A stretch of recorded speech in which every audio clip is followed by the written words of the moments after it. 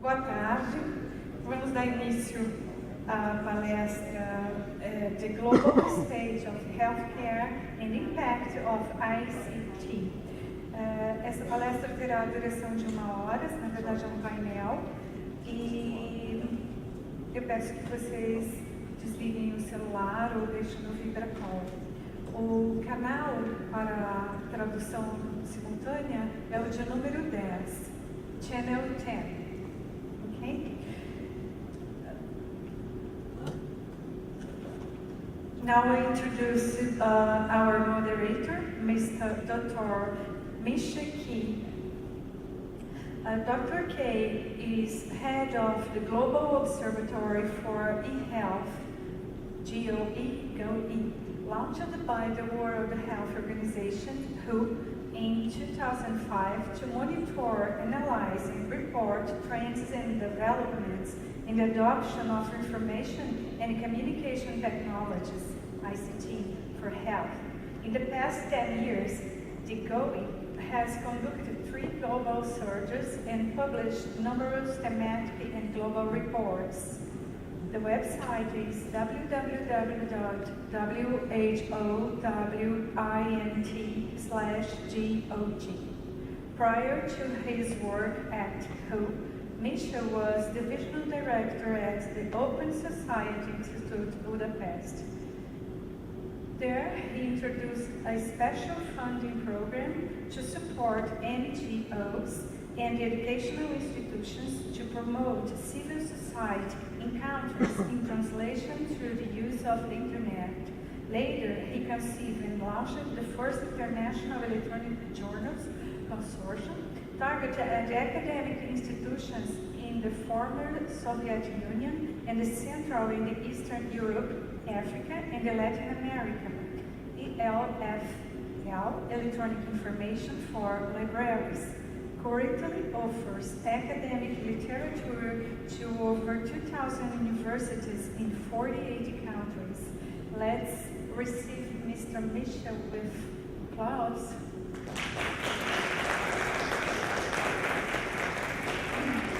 You're welcome. Our next speaker is Dr. William B. Maggie Jr.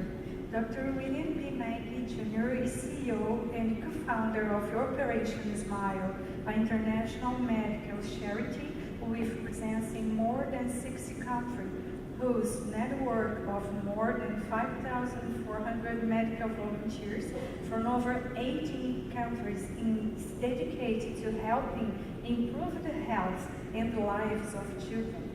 As a leading plastic and craniofacial surgeon, Dr. Maggie has trained thousands of physicians worldwide, holds honorary doctorates from many preeminent global universities, and authored and co-authored scores of articles in professional journals. A sought-after speaker, he has delivered keynote speeches for some of the largest international corporations in the world, given numerous missing address, and has appeared in national publications, documentaries, television series, and international news programs. Under Dr. McGee's leadership, Operation Smile has provided more than 250,000 free surgeries for children and young adults born with cleft lips, cleft palates, and the other facial deformities since 1982. Mr. Maggie, please.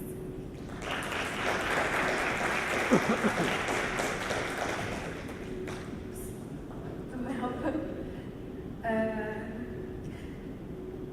Now, Dra. Regina Unger, International Corporation Fiocruz Center for Global Health. Regina Unger is a medical doctor with a master in mother and children health from the Oswaldo Cruz Foundation in Rio de Janeiro. She specialized in global health diplomacy and works in the field of public health and health promotion for more than 30 years. In 2005, she joined the World Health Organization to coordinate the e-Portuguese program. a platform to strengthen collaboration among Portuguese-speaking countries in the areas of health information and capacity building of the human resource for health.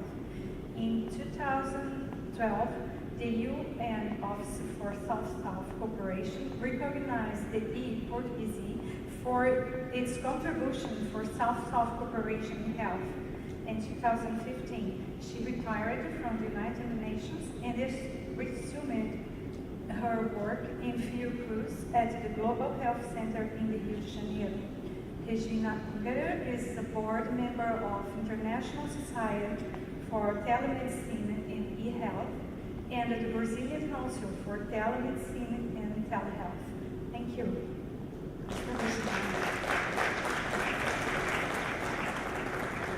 Now, Dr. Paulo Roberto de Lima Lopes. Dr. Paulo Lopes specializes in health informatics and telehealth. He worked for 17 years on the Department of Health Informatics at Unifesp. Nowadays, he is Innovation Manager in Telemedicine University Network Project, collaborating with National Project Coordination for Research, Analysis, Planning, Development, Implementation, and Capacity Building in Information and Communication Technology and Remote Assistance, Education, Research Management, and Assessment in Healthcare. His functions are the development of activities devoid of well-defined routine, deal with varied problems, some of them complex. The job requires meticulous planning and the time-consuming analysis of its elements before you start. Unique solutions are the focus of activity from high-level understanding of personnel, of intergroup relations, and the complexity of the organizations involved in the network. The position is predominantly strategic action, establish strategic parameters of financial, material, and the human resource to achieve project goals. He also participates in various committees and working groups. Thank you, Mr. Paulo, please.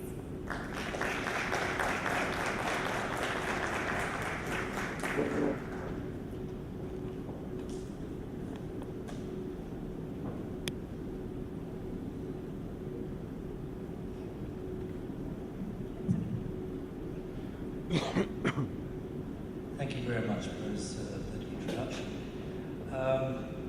Welcome, ladies and gentlemen. I'm sorry that it's only standing room only today in our hall.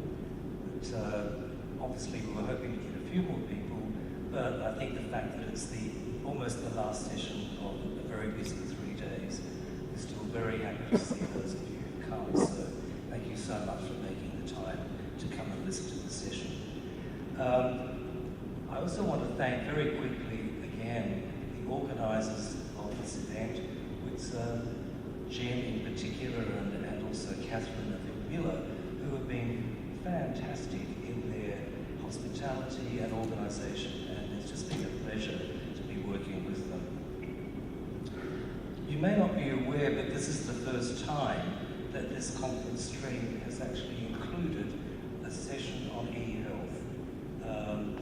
Jim felt very strongly that it was time to start branching out and looking at specialist applications of ICT, and so he contacted us, WHO, Geneva, and said, would you be interested in partnering with us to help present this session? So we're here, along with some very, very talented speakers.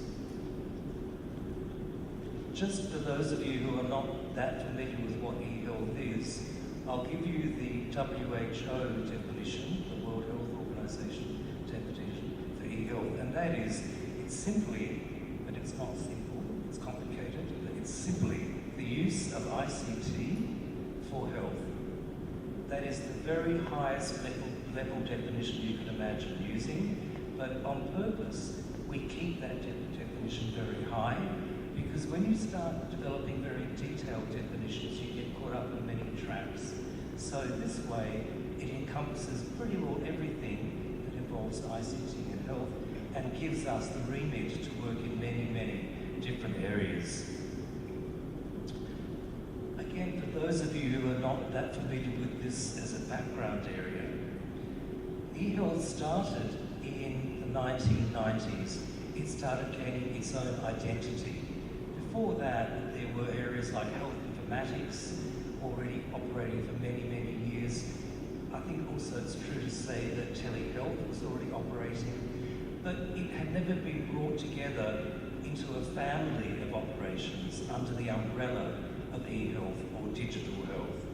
And so in 2005, the WHO decided to give eHealth a real boost, and what it did was it introduced the eHealth resolution, which was adopted by all member states within WHO, that's 194 countries, which was basically to really promote the use of ICT for health within countries, to encourage investment, to encourage private and public partnerships, to investigate the use for evaluation. Basically, it's like a 5-page white paper which just outlines the way eHealth can be used and encouraging countries to use it because it will really change the landscape of their health services.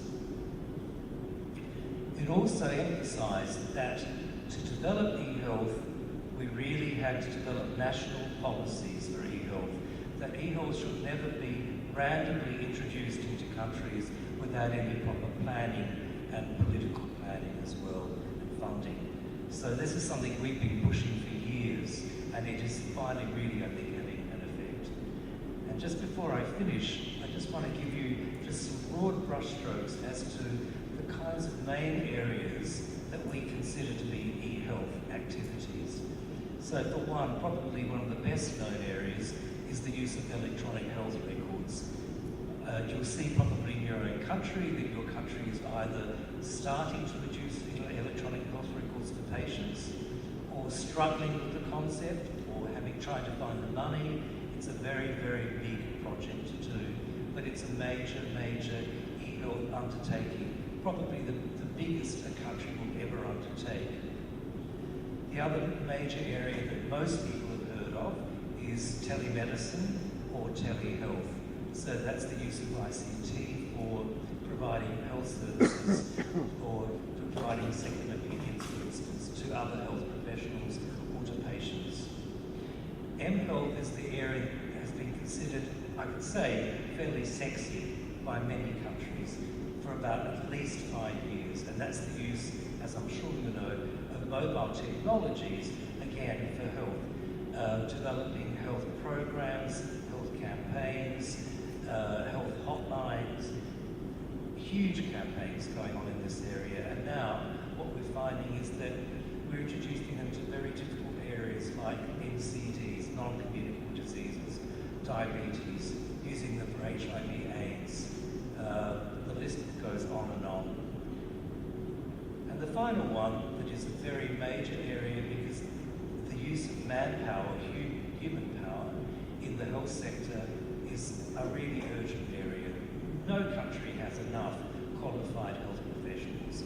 And so more and more we're training health professionals through using e-learning, so ICT for learning, in universities. And in fact, in some universities around the world, the preclinical years for medical school are now being exclusively taught by e-learning, not necessarily by face-to-face, which is really quite a massive growth.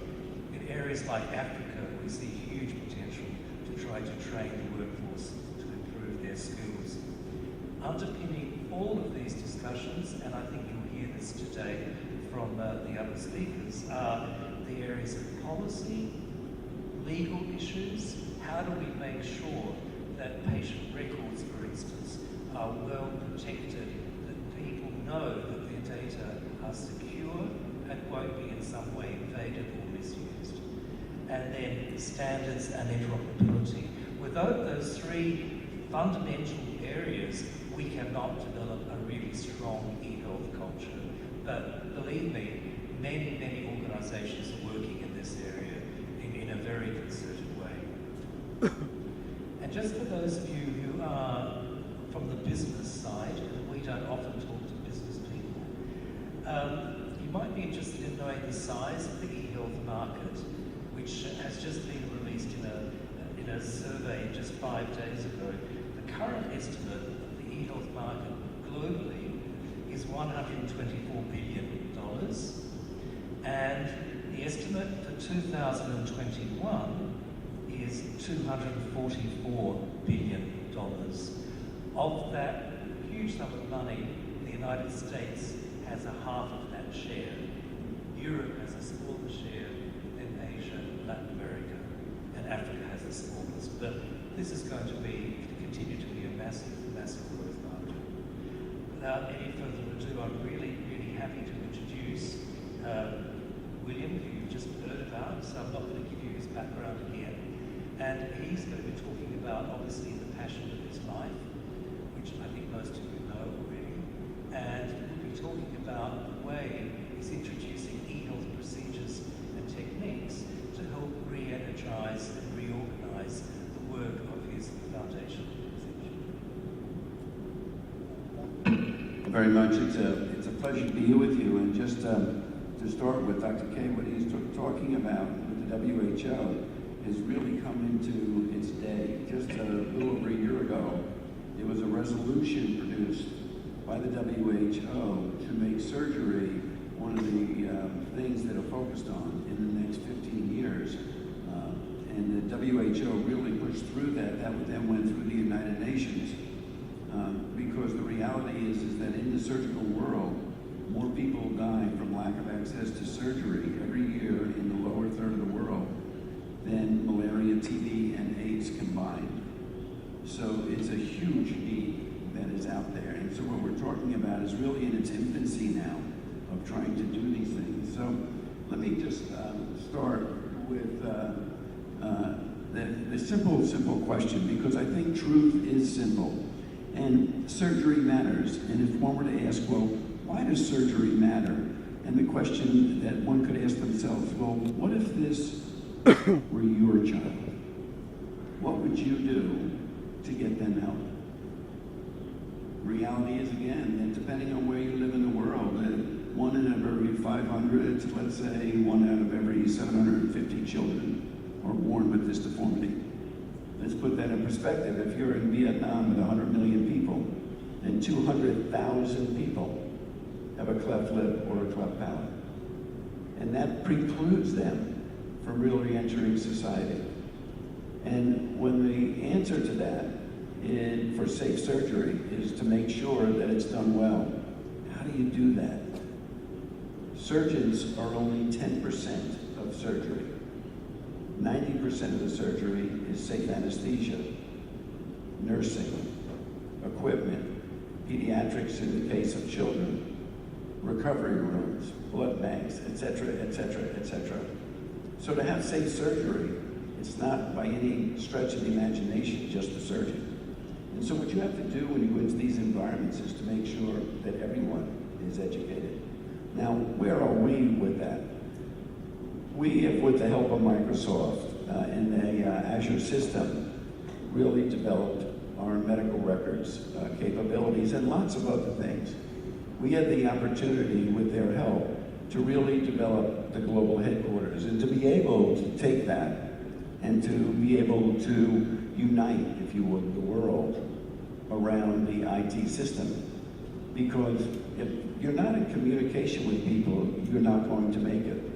We also had to develop a medical records program. We also had to develop recording of supplies, equipment, and we had to be able to communicate with other countries. We have developed centers. We now have about 30 centers around the world. And we had to develop a medical records model and the ability to collect data so that we can take advantage of all the different things that we learn about the environment, about the genetic the screening of the children, and of anything about maybe toxins in Vietnam. Does it differ from North to South Vietnam because of the Agent Orange, etc.? So there are a myriad of things that we can learn, but unless we have the ability to use IT, we're never going to get there. And so in the medical record system, that was an absolutely crucial part of it, because if we took things down just in our handwriting on a standard medical records chart, it gets put into a file, but who analyzes it? Who takes all the data points off there? Who compares and contrasts one country to the other country to see if there are differences? Who evaluates the surgeons or the anesthesia or anything else so that you can make sure that you can continue to grow and get safer? Without IT, you could never do that. Now, thank God, with the help of Microsoft and then Slancha, an IT group out of Ireland, they donated that to us. And they allowed us to literally take our chart and just put it under glass. I don't know how many of you are familiar with medical record systems now in hospitals, but in the United States, I can tell you what I used to write in 2 minutes. Now it takes me 25 minutes to do on an IT thing in the United States and to the computer. It is so frustrating. Why not just put that chart as I was used to seeing it and check the boxes? Check the things that have to go onto there and scribble in the things that you need to. If we're going into surgery and we're doing a very specific thing like a liver and palate, why not draw the deformity that you see the overwhelming majority of the time and check the box of the one that's the closest to it. That way it takes away the individual variation in the interpretation of surgeon to surgeon, or in the situation of an anesthesiologist or a pediatrician or anybody else. You have some very, very direct things that you can report on and count on the analysis. What if we tried to communicate, and what is the challenges we have with the internet? I can tell you when we were on our planning call, the individual in Sao Paulo and myself in Los Angeles happened to be at the time, because I was there for another meeting, we lost our connection on an iPhone or on the cell phones. If we're losing our connections on the cell phones from Sao Paulo to Los Angeles, can you imagine how difficult it is to get your IT connection into a village in the middle of Ethiopia or Rwanda or the Democratic Republic of the Congo? I tell you, we have challenges that we have to, but we can't be afraid of them, because that's where we're really going to make our impact in the next decade, is to be able to get that in, not just for education, but just for making sure that people are doing okay after you've taken care of them. We'll tell them that you can take care of them. And if we can put the paper to the electronics, and then we can have the brains of the IT industry comparing and contrasting what we're met with, and then ultimately what we do, what an incredible, incredible opportunity. Obviously, in that is patient privacy. That's the same as anywhere in IT. How do you make sure you do that? And with the growing regulations that are occurring, where a patient probably doesn't care at all if they're in the lower third of the world, whether you know their name or not, believe me, the governments do. And so you can't run away from it.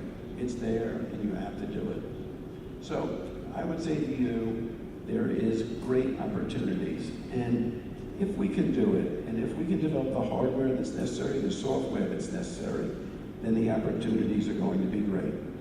So I just take you for a little ride, if you would, on that journey to try and make sure that everything works. And you can see that as you start this, it involves everybody.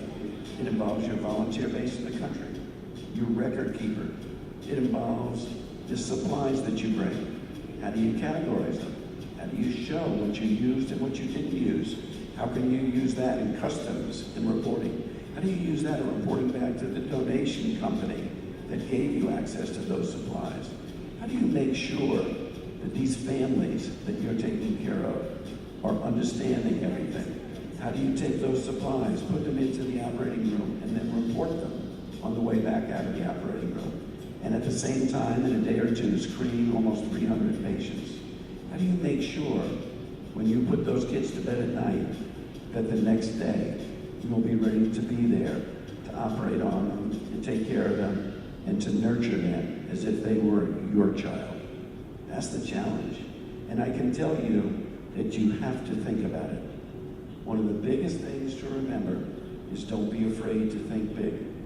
When we began back in 1982, in one site in the Philippines, And when we felt in our hearts and our souls that when we left those 250 kids behind who were turned away and felt that we had a need to come back, we learned something every single year that we grew.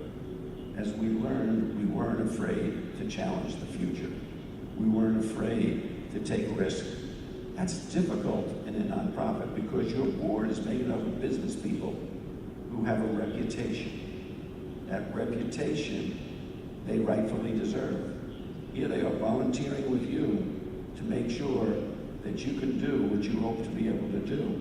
But if you go crazy, and if you take big steps, and if you take risks, which you have to grow, you can destroy their reputation if you fail. So there's a natural conflict of interest between your board of directors and a nonprofit and growing. But you have to take risks. You have to challenge the future if you're going to grow. That's the only way we ended up in 60 countries. That's the only way we ended up with now close to 16,000 volunteers. It's the only way we were able to do 180 missions this year and to still grow because there's still so much more to do.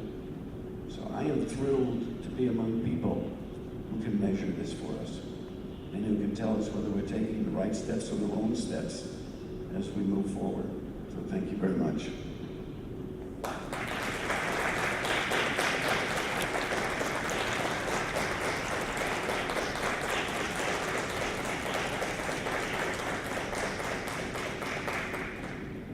Thank you very much, Dr. McGee. As always, a really stimulating presentation. And thank you. And I'll move straight on to Regina, who is going to be talking about a number of different concepts, but the main emphasis is looking at global health, ICT, and most importantly, the developing world. Thank you, Regina. Thank you, Misha. And good afternoon to everyone. And I will start by thanking you, Misha, my former colleague at WHO, and for the opportunity to be here to raise some issues and some questions that we'll be discussing later on. Also, I'd like to welcome William and Paulo as my panel colleagues. Please go. There we go. Here, right? Yeah. Yes. Well, we were supposed to talk about the global state of healthcare and impact on ICT, but I went a little further, and we're going to talk a little bit about the healthcare and impact of ICT on the least developed countries. I could say to you all that we are in this digital age. The internet has grown almost 900% in the last 16 years, and that in 2016 we are almost 3.6 billion internet users. I was going to say half of the population of the world as internet users. And everyone has access to the information they need, because it's important to strengthen actions to transform information into knowledge and practice. But if I was going to say all that, I was going to be preaching to the converted, because everybody in this room, everybody knows that. Because we live in this globalized world, right? And we are led to believe that everyone has access to the internet, everyone has connectivity, from babies to the elderly, to monks, to students, no matter which country, to farmers. However, I like this cartoon because it brings us a reality check. It says the little guy there is just praising that, hooray, we do have fiber optic here. And the other guy, a little more realistic, says, yes, now we only need is electricity. And that is the reality. Paulo was just saying before we came to this meeting that there are more connectivity than internet users, than electricity in the world, and this is true. And to be a little more, put more into perspective, 37% of the population of Angola, one of the thriving countries in Africa, only 37% has access to the internet. Don't forget that Angola nowadays is the biggest oil producer in Africa.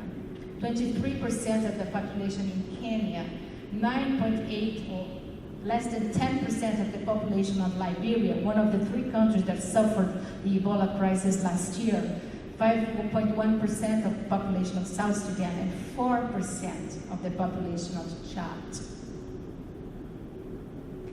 Overall, only 24% of the population of Sub-Saharan Africa have access to the internet, to electricity. And this is a real Ebola hospital in Guinea-Bissau. And it says, it can be a little outdated, it's from 2010, this data is from the International Energy Agency, but it says that from 200,000 to 400,000 hospitals and healthcare facilities in developing countries have no electricity or reliable electric supplies. And that is the reality. And also, globalization is not exactly for everybody. Inequalities exist and exist very big. And this is a Brazilian chart in cartoon, and it says that, globalization, for the globalization, there is still the back door for the developing countries. And remember that I said that from the 7 billion people in the world, 49%, more or less, almost 50% have access to the internet, and that is almost 900% of increase, yes. But only in the top 20 countries. Do you know how many countries there are in the world? Everybody has an idea? During the Olympics in Rio a month ago, there were 207 countries running, and there are more countries than that in the world, and only 20 countries are the top internet users. In other words, those 20 countries are responsible for 72%, I can't read from here, but 72% of the internet users in the world, which means that 26% of the rest of the world have access to the internet. Also, in a little more divided, in Asia, half of the population half of the internet users are in Asia. 17% are in Europe. Almost 20% in the Americas, divided, of course, the big chunk is from North America. Less than 10% of internet users, access to the internet, are in Africa. You have to take that into perspective when you use of ICT. So the world is divided, not in West and East, not in North and South, but in developed and developing world. And that is the global South. The countries in red is what we call the global South. And as you can see, there are more global South countries, more developing countries than developed countries.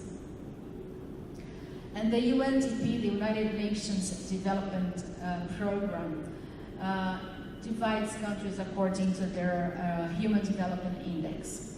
It uses 188 countries and divides it in 4 categories. Very high development, medium development, and low development.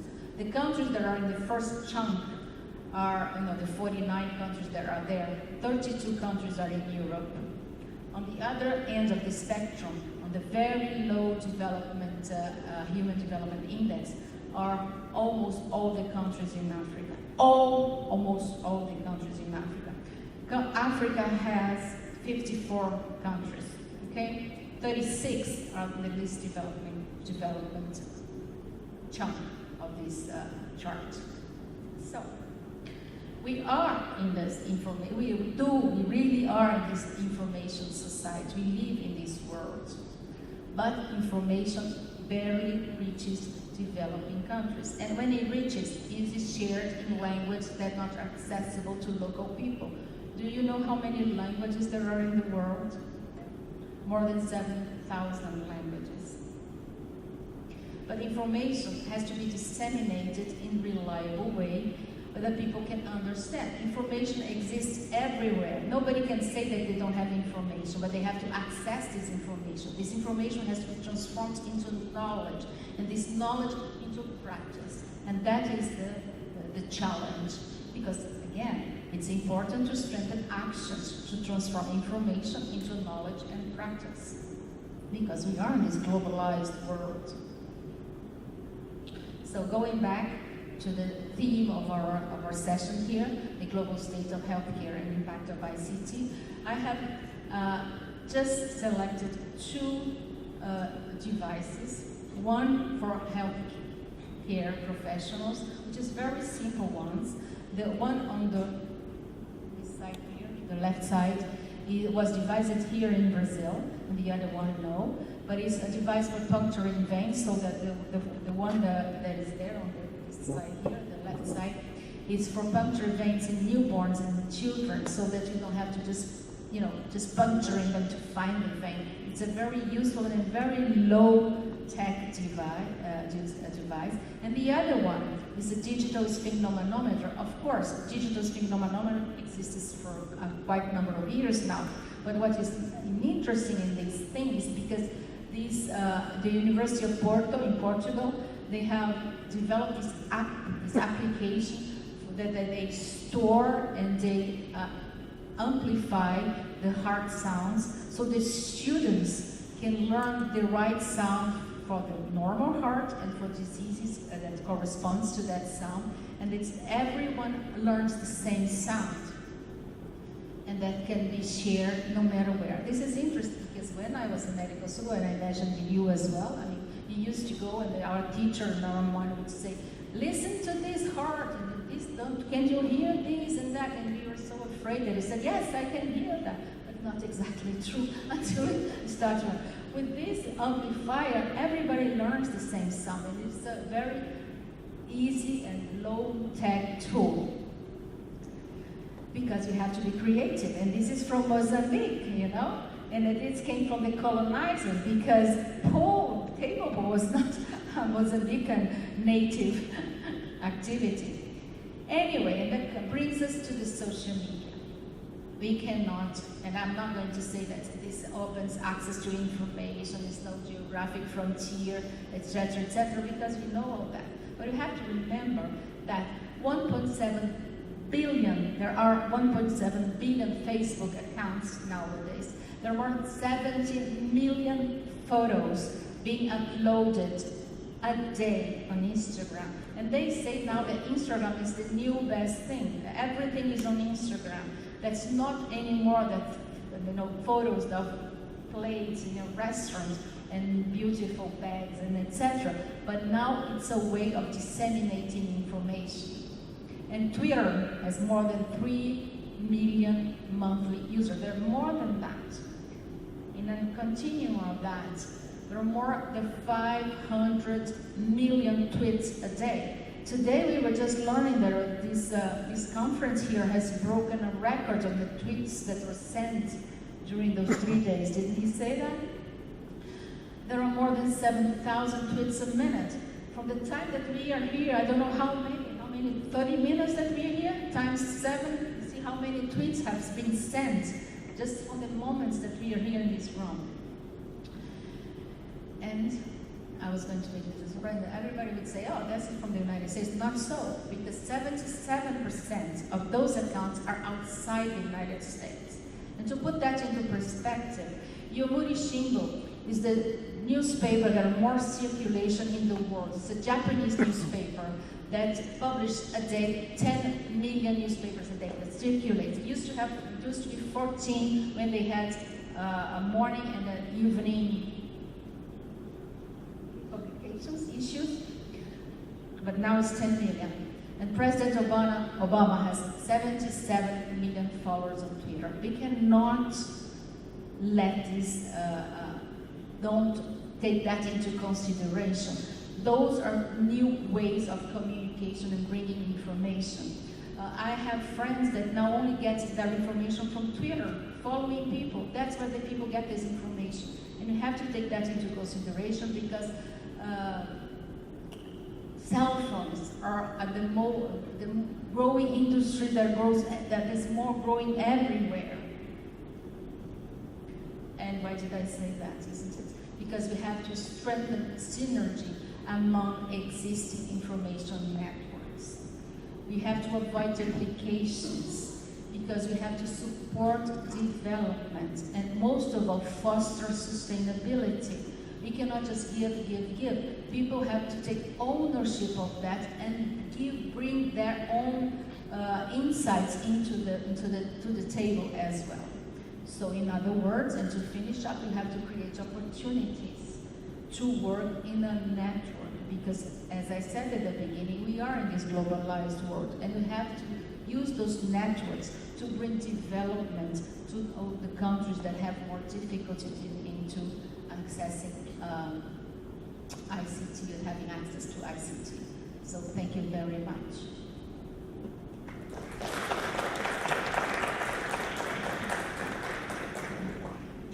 Thank you very much, Regina, for an interesting and entertaining presentation. It was wonderful.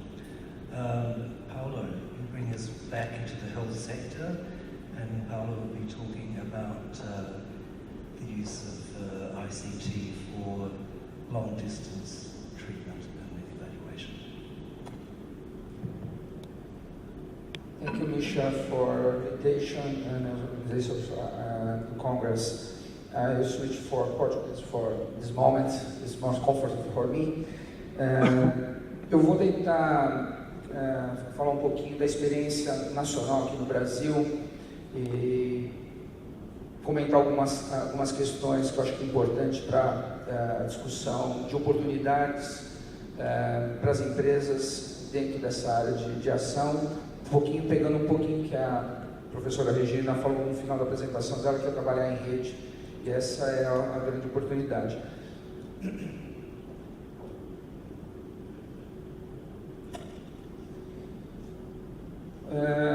Bom, eu vou falar um pouquinho. A Rede Nacional de Ensino e Pesquisa aqui no Brasil é responsável pela conexão e serviços avançados de rede para as universidades federais, institutos de pesquisa aqui no Brasil. Ela, deixa eu ver aqui na frente, está melhor para ver. Ela tem mais de 600 instituições participantes, mais de 27 mil grupos de pesquisa que utilizam da infraestrutura e tem 3 milhões de usuários nessa estrutura, não só de backbone, mas também das redes metropolitanas que existem em algumas capitais do Brasil. Aliás, em todas as capitais do Brasil e mais algumas cidades do interior. E a Rede Nacional de Ensino e Pesquisa, em 2006, decidiu investir na conectividade dos hospitais universitários, hospitais e escolas no Brasil. E hoje, depois de 10 anos do projeto, nós temos mais de 120 unidades de telemedicina, ou 120 hospitais universitários conectados a essa rede avançada, com conexões de 1 gigabit, e constituindo em cada um dos hospitais universitários uma unidade de telemedicina. Por que isso é importante?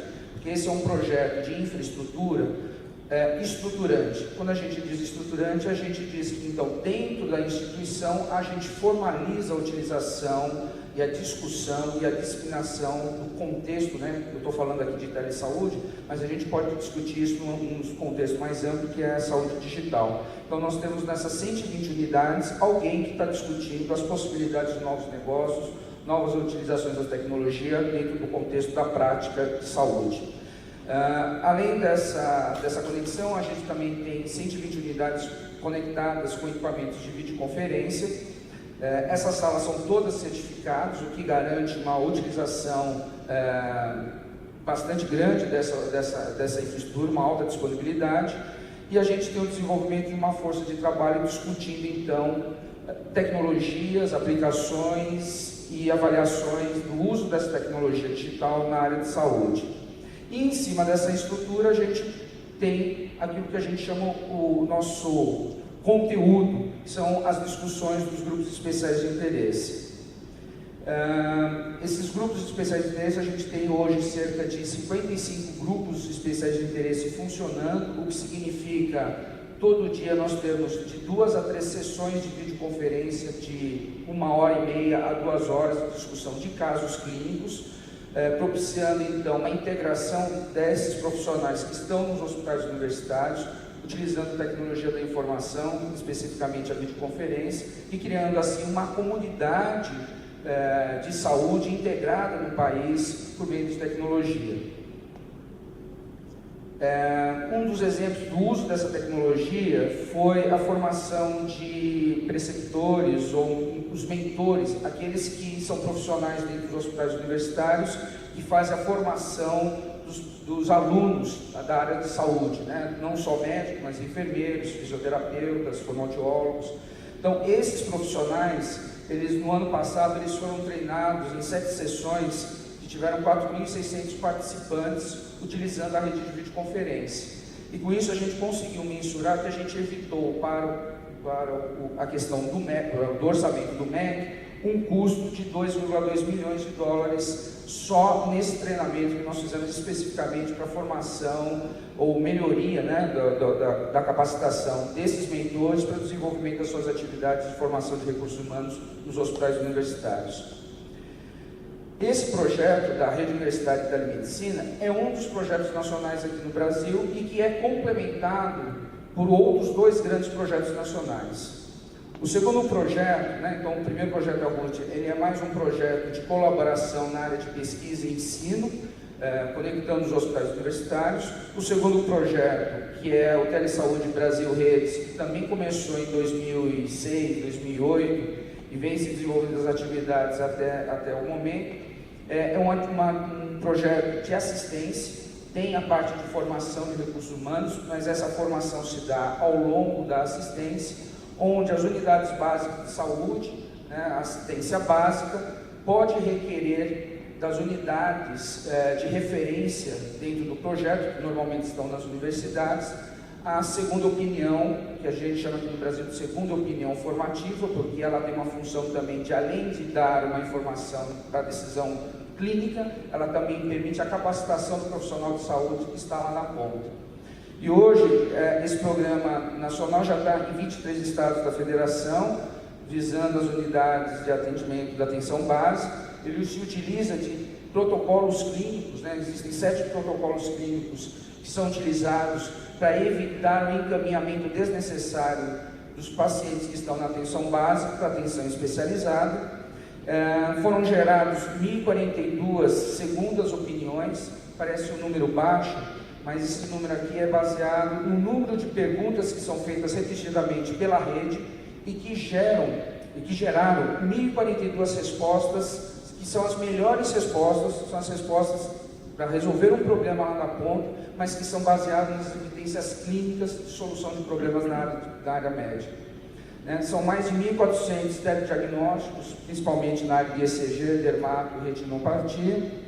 E esse projeto é complementado pela formação como uma universidade corporativa do Sistema Único de Saúde, que é o sistema de saúde aqui no Brasil, que é o da UNASUS, que, baseado nas universidades, oferece de maneira virtual cursos de capacitação para esse contingente de profissionais que estão na atenção básica, aumentando a especialização desses profissionais para realmente para os cuidados baseados nas melhores práticas, nas melhores evidências na área de saúde. Então, esse é um cenário no Brasil que é um cenário bastante grande, né? São 120 unidades de telemedicina só pela RUT, mais 23 estados atendidos por projeto de uso da tecnologia de informação pelo Plano de Saúde Brasil Redes, mais milhares de outros profissionais que são treinados dentro da UNASUR. E hoje de manhã o Ministro da Saúde lançou uma nova chamada para o uso de tecnologia da informação para resolver um problema crítico aqui no país, que é a fila da atenção especializada, ou seja, através da telemedicina, através do telediagnóstico, melhorar a qualificação dos encaminhamentos e dos atendimentos que são feitos dentro do Sistema Único de Saúde.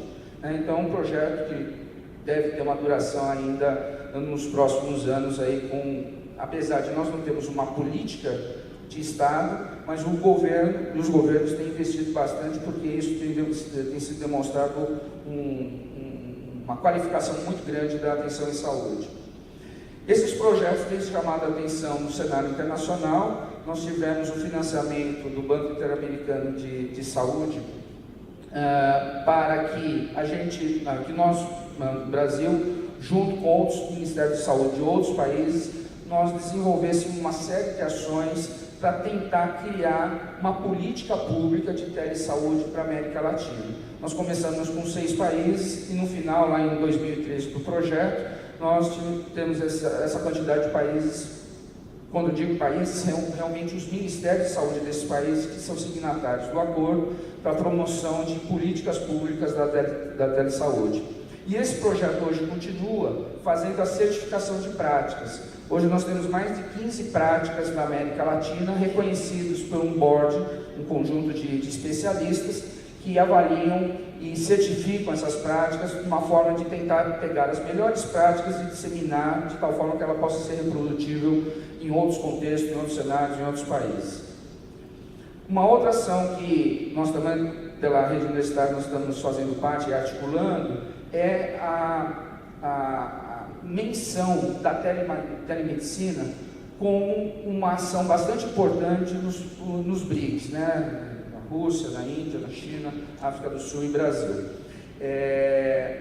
E recentemente foi aprovado uma menção de que os países desse bloco econômico deveriam investir em ações de telemedicina. Isso é importante porque, considerando que esses países, esse bloco econômico, tem um banco, a menção do uso da telemedicina pode ser futuramente financiada por ações do banco. Então, a menção, né, e o acordo para que isso aparecesse na lista de ações dos BRICS foi um avanço que a gente conseguiu no ano passado. O Misha pediu para também falar um pouquinho das oportunidades que nós temos nesse setor, né? É muito interessante que, apesar de nós termos uma lista aí, né, muitos já falam de Big Data, pesquisa translacional, registro eletrônico de saúde, uso de robótica, mas às vezes as tecnologias de mais baixo custo e as tecnologias mais simples são as mais úteis dentro de um contexto que a professora Regina falou dos países em desenvolvimento. Mas isso é importante, mas também é importante a gente avançar, porque por mais que às vezes a gente tenha tecnologia, essa tecnologia ainda não está disponível da forma como ela deveria estar para resolver realmente os problemas de saúde, né? Então a gente tem que passar da palavra, do contexto da tecnologia para realmente ela incluir dentro da prática de saúde. E aí, para fechar a minha apresentação, eu queria chamar a atenção de que esses projetos de telemedicina, essas tecnologias que existem, elas estão dentro de um framework, né? Quer dizer, elas não existem sozinhas.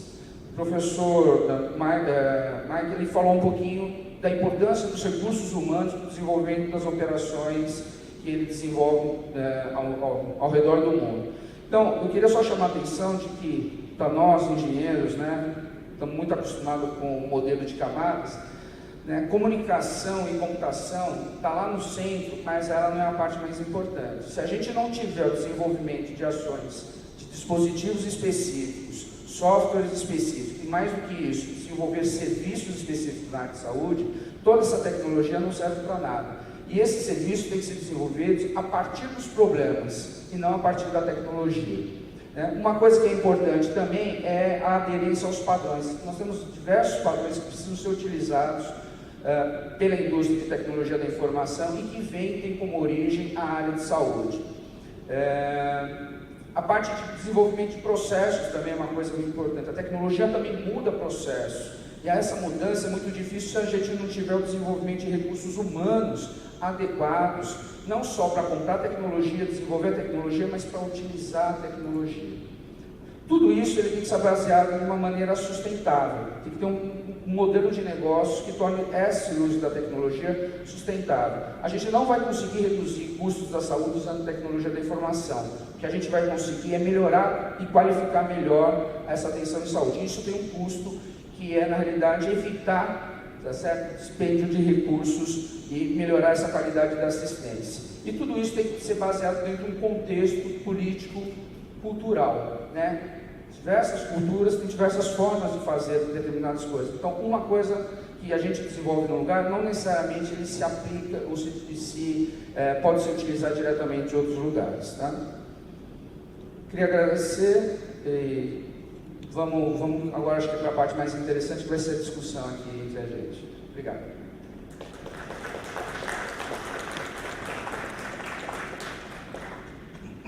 you very much, Paula. We're coming to the end now. I have some questions that I'd like to ask the panel, but given that we only have 13 minutes left, I'd rather open it to the floor first, and when we've exhausted your questions, then we can also ask our own. So, could we have some lights on, perhaps? Lumiere? Virginia, could you just ask them to the lights? There. Vocês podem acender pouco a luz do auditório para ficar mais fácil da gente identificar as pessoas? Obrigado. Great. So, ladies and gentlemen, do any of you have specific questions for any of the panel members? Please. You need to... Yeah, we need a next one.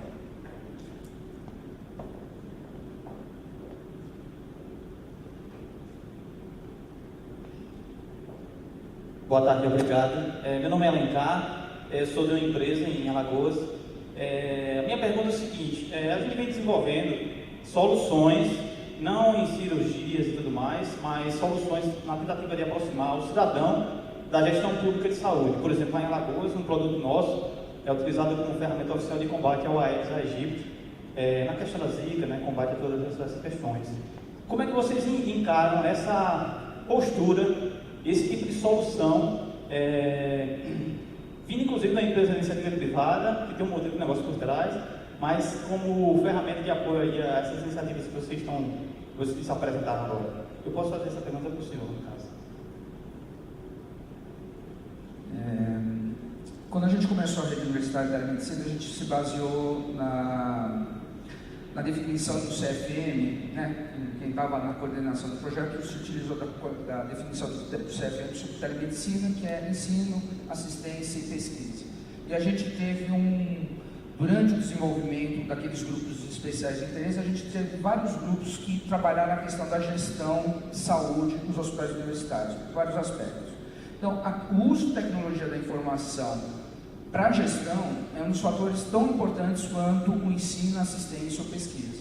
Eu conheço um projeto na América Latina, chama-se Enlaces Hispano-Americanos, que às vezes pelo simples fato de você colocar o correio eletrônico num posto de saúde dentro de uma área indígena, uma área de floresta, onde aquele profissional de saúde que está lá, ele recebe um e-mail notificando que vai ter uma campanha de vacinação, vai ter alguma ação coletiva, isso já melhora muito as práticas de atenção, a qualidade da atenção que é realizada. Então, a gestão e o uso de tecnologia de informação para melhorar a gestão é fundamental.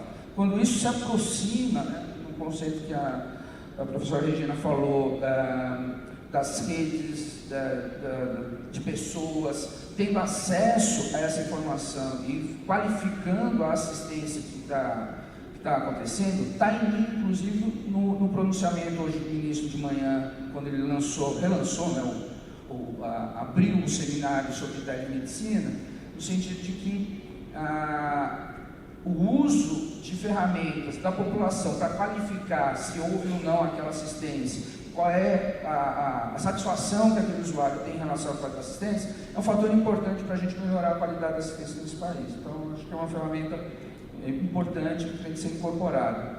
Agora, a forma de fazer isso é que acho que leva um certo tempo, tem uma questão cultural, tem modelos para desenvolver isso daí.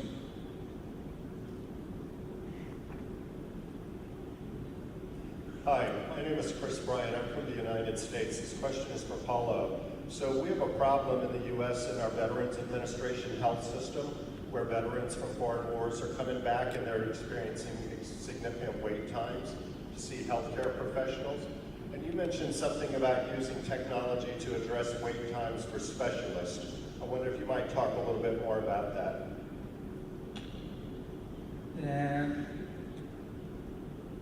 Então, o Programa Telesaúde Brasil Redes,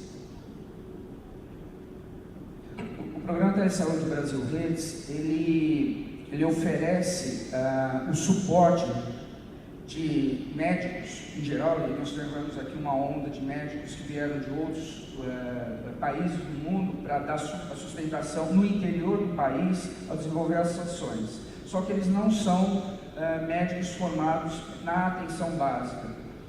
Então, eles têm a retaguarda de profissionais que são profissionais formados para atenção básica, né? Médico generalista, mas voltado à comunidade, né? A prática para a comunidade. E esse foi a primeira parte do projeto. O projeto piloto aqui no Brasil, ele tinha 900 unidades de atendimento suportado por 9 universidades que davam essa retaguarda de especialistas para saúde da comunidade. Anos depois, com o envolvimento, e esse projeto tinha um foco inicial da formação do recurso humano. A ideia era disseminar e capacitar melhor os profissionais que estavam na ponta.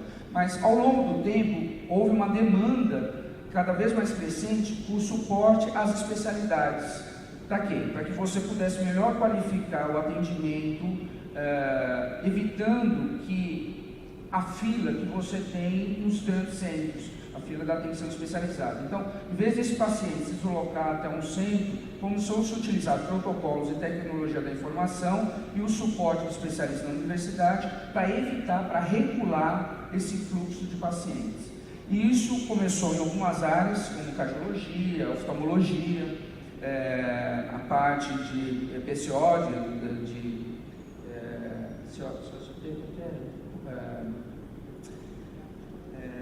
parte respiratória também, né, problemas respiratórios, e agora está migrando para um conjunto maior de especialidades. A gente, inclusive, espera que aquele conjunto de grupos especiais de interesse da RUT, que congregam os principais especialistas em áreas de conhecimento, eles possam, inclusive, ser uma fonte de informação e de suporte para essas atividades, formando painéis de especialistas que poderiam discutir casos de diagnóstico difícil. Então, esse é um caminho que a gente está evoluindo e esse é um caminho limitado ainda pela legislação brasileira que prevê o uso da telemedicina somente entre profissionais, diferente dos Estados Unidos, onde é possível o telediagnóstico diretamente ao paciente, né, utilizando tecnologias, enfim. Mas aqui a gente ainda tem uma limitação do Conselho Federal de Medicina para essa prática chegar diretamente ao paciente, então a gente chega até o profissional que está na ponta.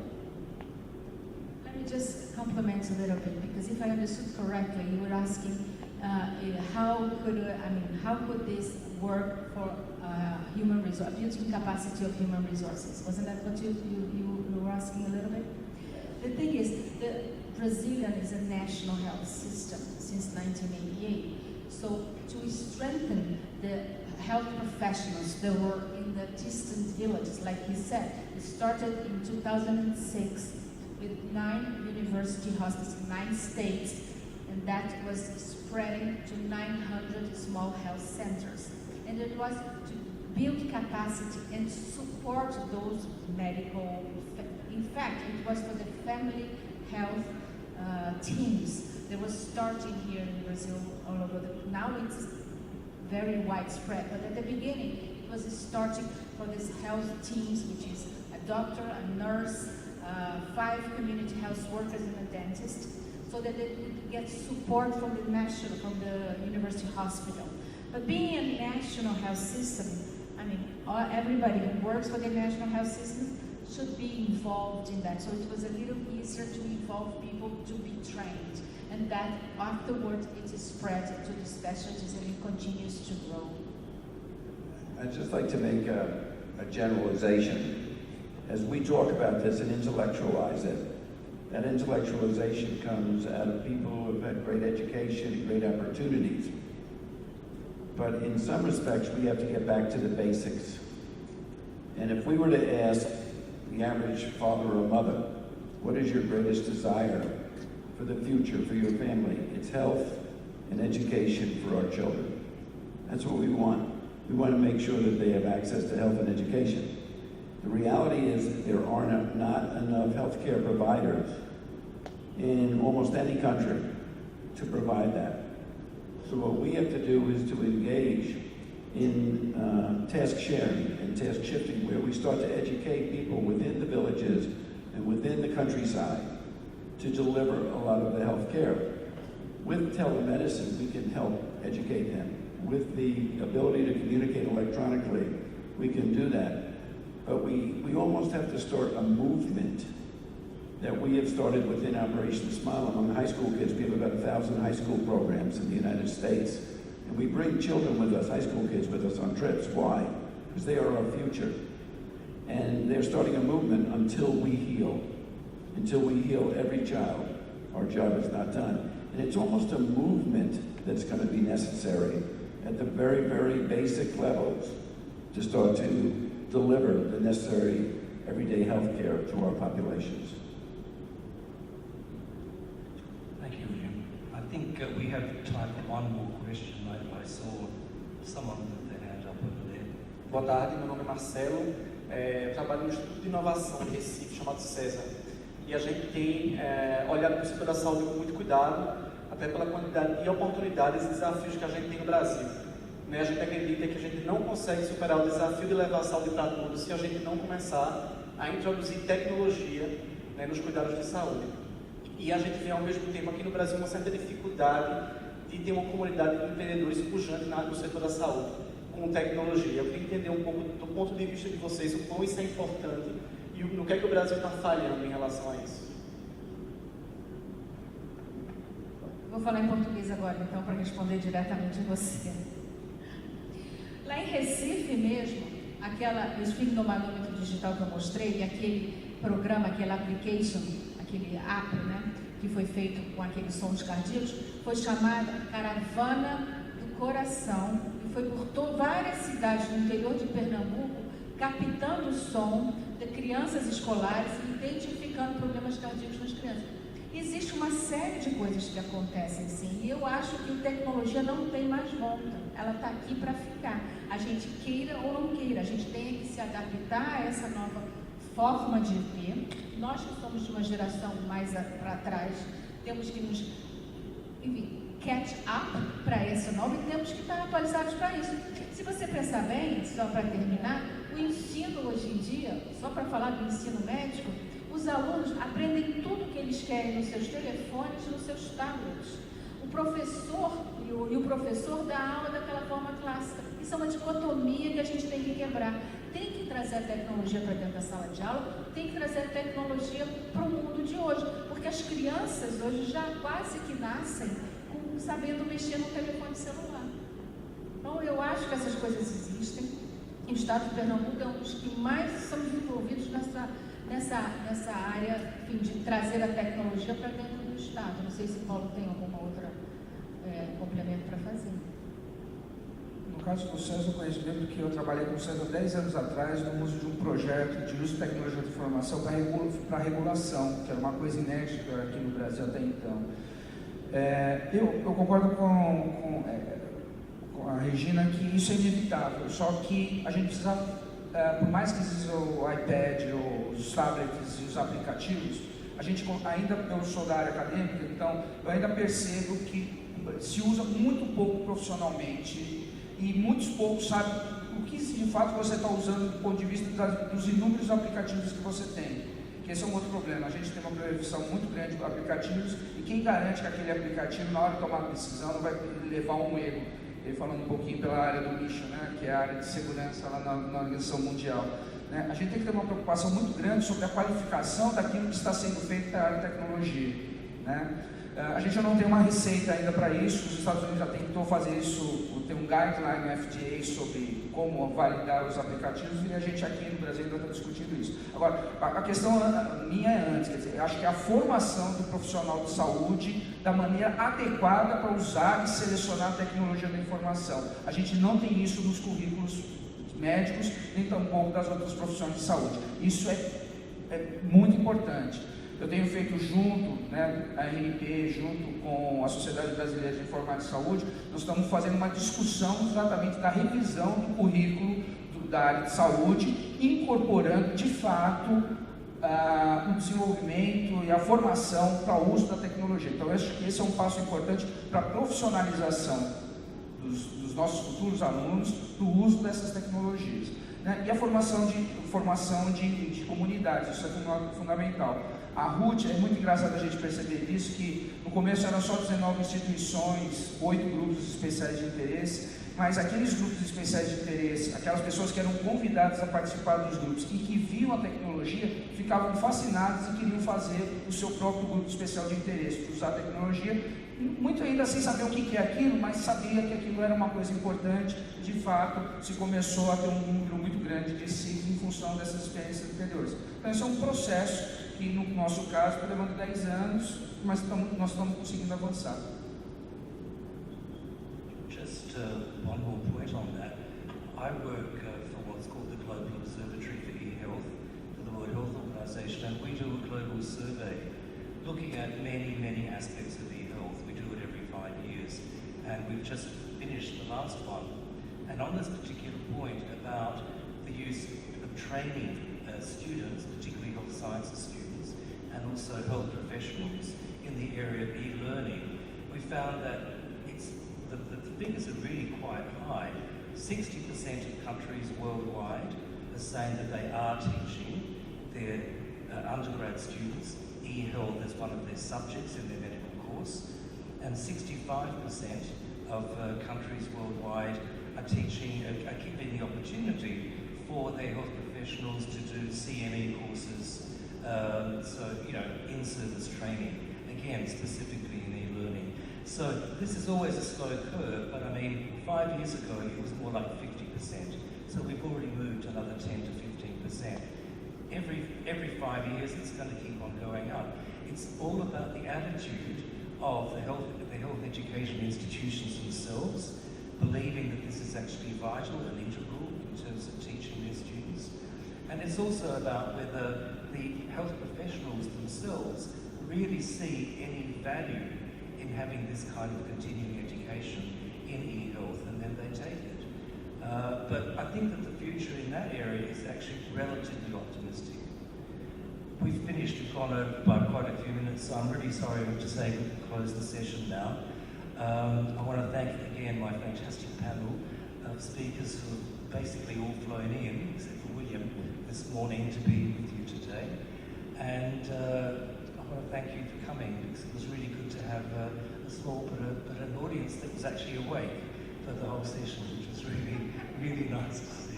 Okay, thank you.